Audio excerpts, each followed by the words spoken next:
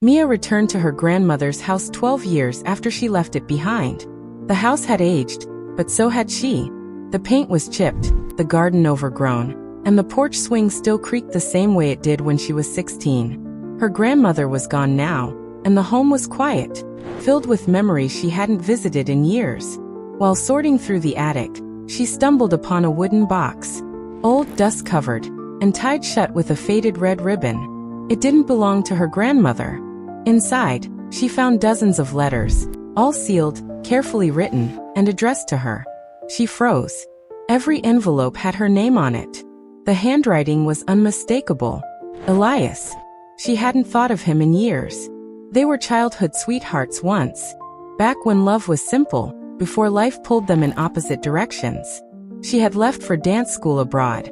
He had stayed in their sleepy lakeside town. They promised to keep in touch, but time, distance, and growing up got in the way. She hadn't written back after the third letter. There was no fight, no goodbye, just silence. She assumed he'd moved on, but he hadn't. With trembling hands, she opened the first letter. Dear Mia, I saw you in my dream last night. You were dancing by the lake like you used to, barefoot, spinning under the stars. I woke up smiling. I guess I just wanted to tell someone. I hope you're smiling too. Elias asterisk. She read another. The bookstore closed down. Remember how you used to sit in the corner reading poetry, while I pretended to be interested in old maps? It's gone now, but the memory stayed. Letter after letter, year after year. He wrote about the first snowfalls, the passing of his father, the songs that reminded him of her. He never sent any of them. He must have given the box to her grandmother, hoping that one day she'd come back and find it. The last letter was different. It was dated 5 years ago. The handwriting was shakier. Dear Mia, I think this will be my last letter. Not because I've stopped loving you, but because I've started loving you differently.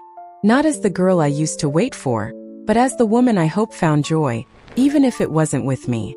I hope you danced like you always dreamed. Ole. Asterisk.